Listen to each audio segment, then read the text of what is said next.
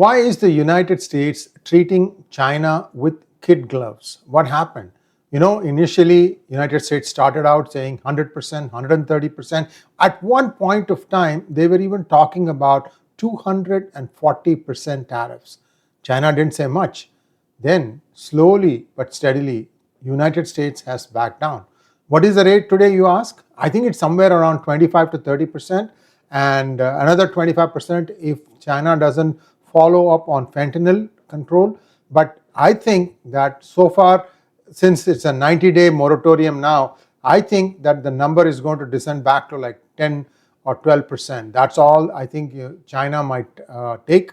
This is my guess looking into the future. I could be wrong also, but I have a good reason as to why United States is playing nice to China. This is going to shock you because I have been mentioning this in bits and pieces, but we actually did the research and we are shocked at our findings. We're going to share that with you. But first, please like this video, and if you have not already subscribed to our channel, do subscribe to our channel. Here we go. Biggest gift I think that 𝗣𝗙𝗿 has given me is a feeling of peace. Therapists and doctors are doing a wonderful job here.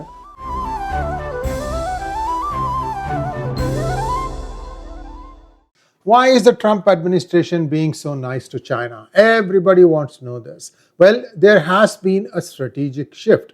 The Pentagon's Draft National Defense Strategy, NDS, submitted to the Defense Secretary Pete Hegseth in late August 2025, not 10 days ago, prioritizes homeland defense and Western Hemisphere security over countering China, reversing decades of US military focus on global adversary like Russia. So the focus is now to try and preserve secure United States' own borders. To that end, we have seen a lot of things happen. We're also seeing now National Guard move into some cities which call themselves as sanctuary cities. Already Chicago is now saying no way Jose, or say no way Trump, and well, we will see how that plays out. These are all blusters. Eventually they'll back down, of course, because already New York City and Washington DC have backed down.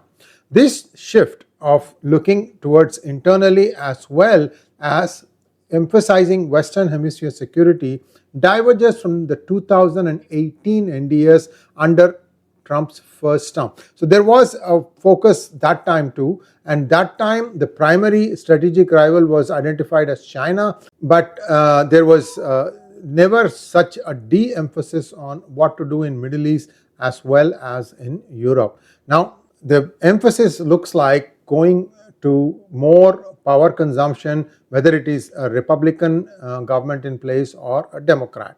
The Pentagon has already deployed National Guard troops, like I said, in many US cities and also along the US-Mexico border, and has conducted a military strike in Caribbean. And this one is something that I'm going to come to in a little bit while, because that also involves what the Venezuelan administration has tried to do. This is getting nasty.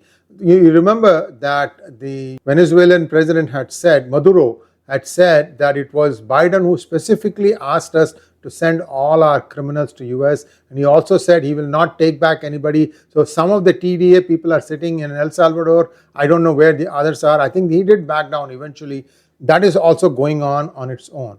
Now, the Make America Great Again movement is conceding strategic competition with China, redirecting US resources inward due to economic, military, and geopolitical constraints. We saw the National Guard move in to control these proceedings about deportations in LA first, and then of course in Washington DC, and now we are seeing that it could expand to doing street patrols. So far, the howmanydeported.com says 29,000 have been deported. So as this thing picks up momentum, the other side, which is the people who are thumping their chests for illegals to be given all the rights in United States, even ahead of the tax-paying citizens, these people are now trying to, of course, move the courts for one thing.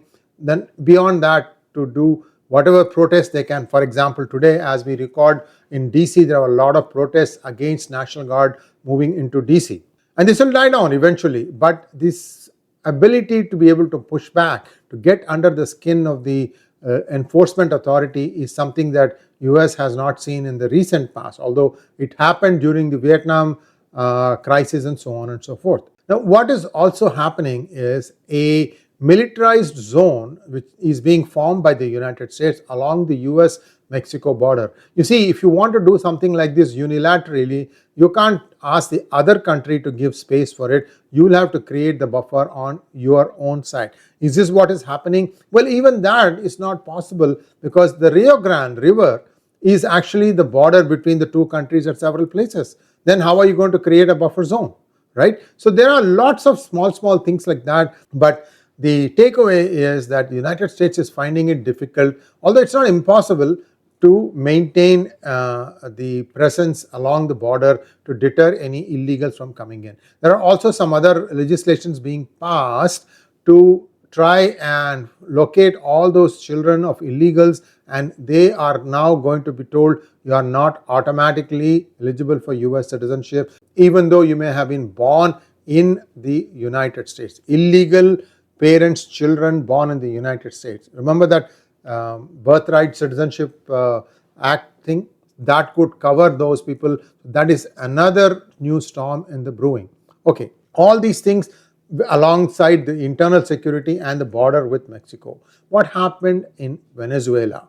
The Pentagon deployed warships and F-35s to the Caribbean to combat drug trafficking, and it had a strike that killed 11 suspected members of the Venezuelan Tren de Aragua, the deadly gang in international waters. That has caused a furore, and also it's raising ethical concerns about targeting non-combatants.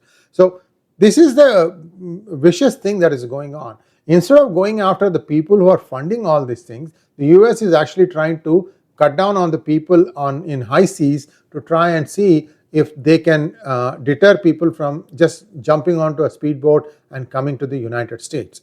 A forthcoming review expected by October 2025 may reduce US presence abroad, that is the US troop presence abroad, and especially in Europe and Middle East. I think I hinted this a few minutes ago, and the allies are urged to take greater responsibility for their security. And this is going to immediately mean that India will have an increasing role to play in policing the region from Suez Canal all the way to Malacca Strait, perhaps beyond. Same thing from the Strait of Hormuz. All that stuff, India will probably be asked to play an increasing role. I don't know whether there's going to be a compensation for the Indian Navy for doing this, and if so, how much and on what terms. It could also be discussed as part of free trade agreement. I'm just musing loud here, but clearly the writing is on the wall. Middle East, I think US is going to say, Israel, you do what you have to do to stay safe, and NATO countries, you'll have to up your defense spending to 5%.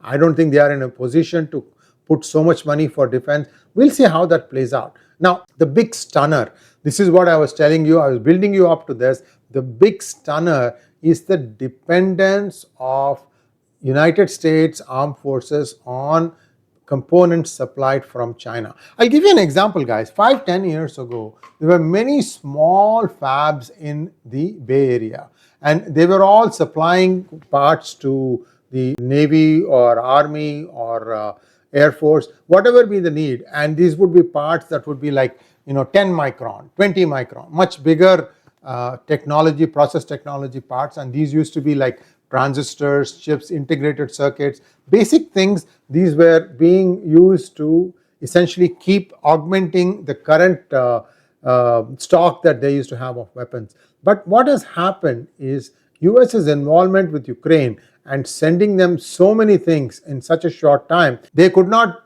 do the replenishment fast enough. So what has happened is many of the defense contractors in the United States are now completely dependent on China for their parts. When you see the relationship, I have a chart that will show you. I think it's called it's a pictorial graph that tells you how many companies are involved and the level of involvement of just about every private military contractor. The reason is cost.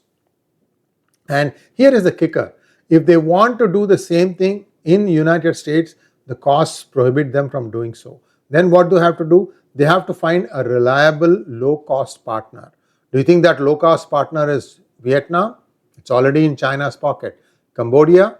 Again, China's pocket. Then who else? It's India. Then that raises the question, why is the United States on a war path against India on these tariffs? Shouldn't the two be cooperating together and trying to make sure that nobody takes it for granted that they can just about walk anywhere on earth? So the other fear is China's industrial capacity. They can overproduce just about anything. There's a rumor doing the rounds that they're going to produce 1 million drones in 2025 or the next 12 months. It's a window, right? I mean, even if they do half of that, even that is a very big number. As to how they are going to get all their metallurgical resources and other things, they claim they have everything.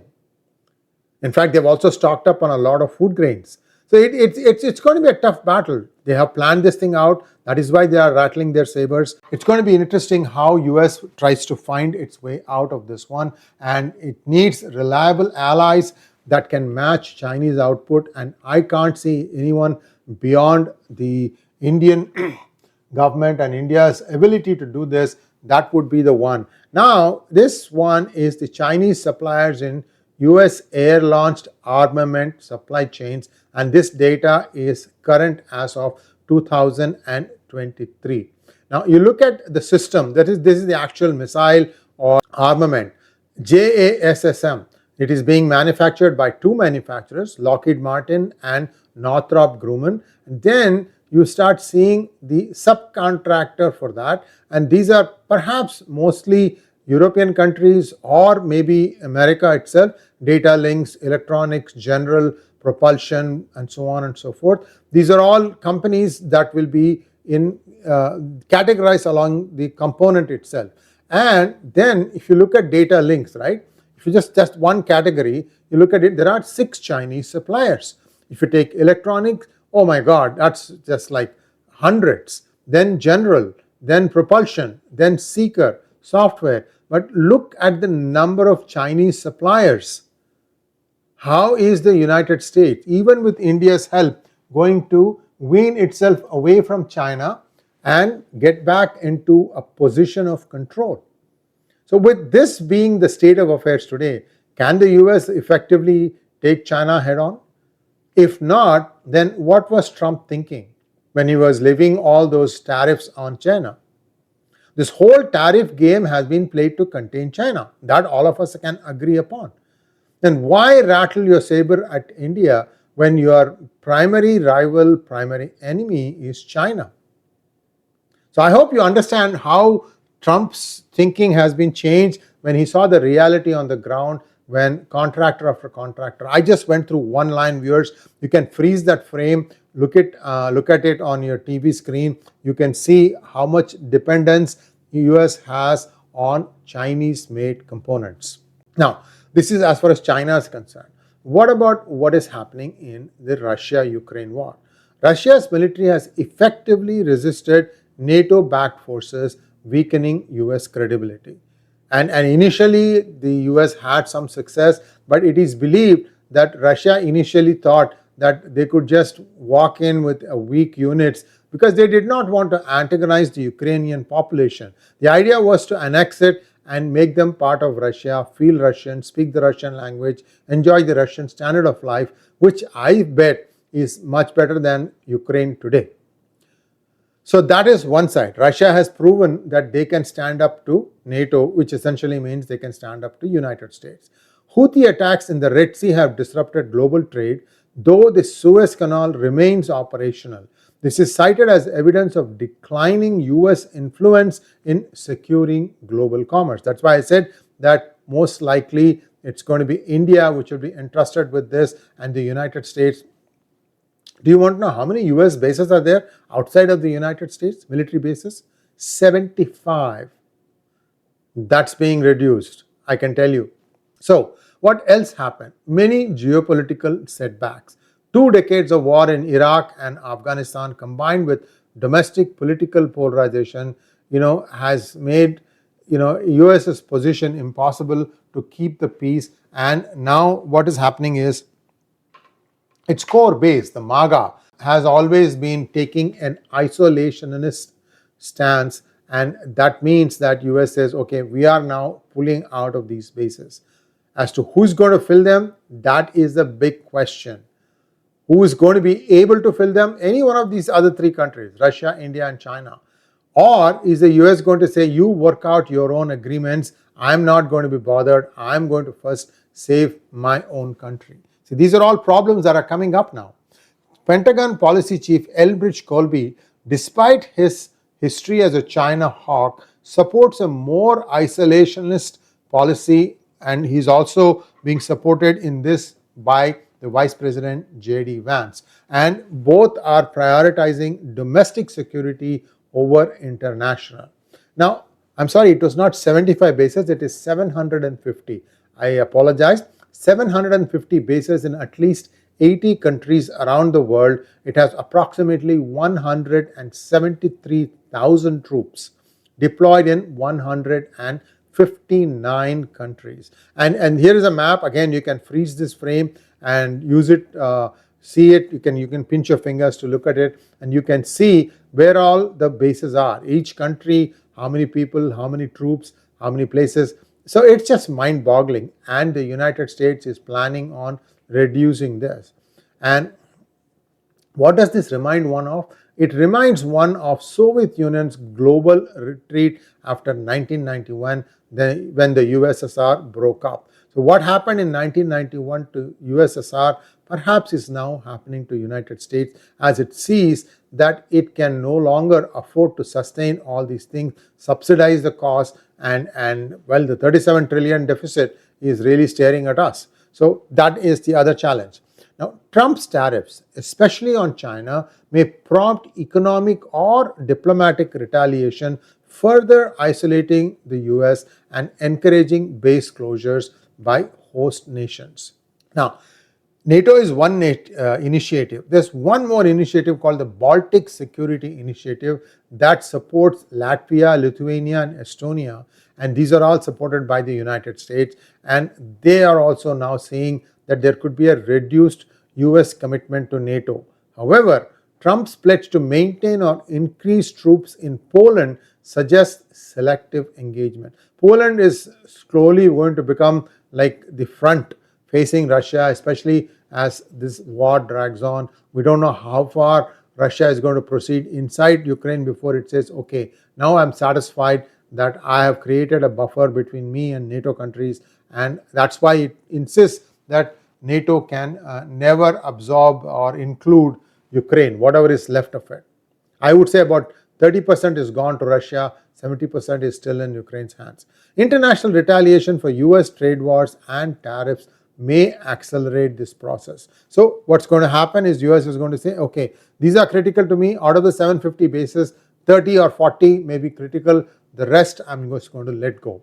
Now, this could create a global power vacuum, and this would be open for the other 3 countries to ascend. Normally, Russia and China would jump at this opportunity. I'm curious as to what India might do. I think India might, like for example, say, okay, we will manage 𝗤𝗂𝗏 because that's right in our backyard. You don't have to worry about it. Something like that.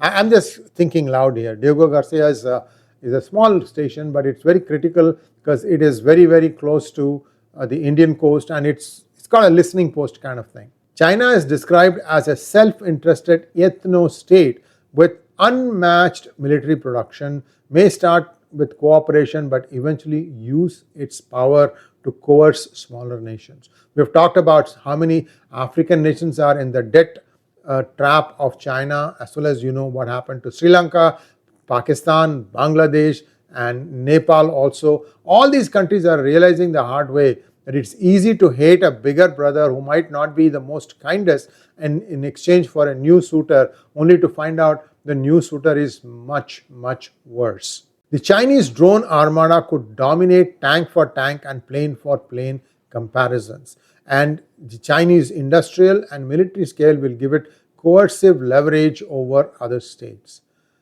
And for the United States, direct parity with China is unlikely. In fact, they are even shocked that India has been able to stand up to China so effectively. Of course, one can make the argument that China did not take out all its weaponry to support Pakistan. But be that as it may, let's just say that whatever China threw at India was very effectively rebuffed, and likewise from the United States. So what is required is somewhere where the United States still enjoys an advantage to use that to balance China's yang. So digital yin of United States versus the China's physical yang. Yin yang is a term that is used normally. It's like back and forth sort of stuff.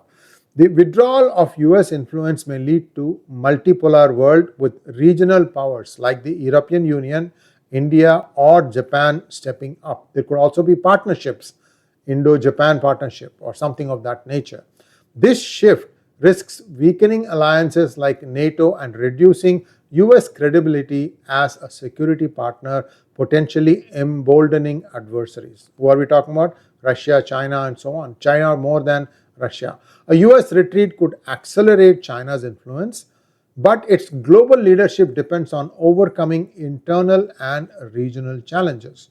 Using the military for domestic tasks may provoke legal and public backlash, straining civil-military relations. By the way, do you know that it's a lot of the stuff that Venezuela is strutting out with is all Iran made? You think it was made in Iran or was it made in China? You see how Venezuela is also getting into that axis? So this is really getting to be a mess right now. And instead of trying to shut down China's influence here, US is going to take on each and every node of China. By that I mean Iran, and then the end node of Iran as the three H's, Hezbollah, Houthis and Hamas. Right now that's how US is working its way down from the nodes up to the root, instead of taking back to the top first.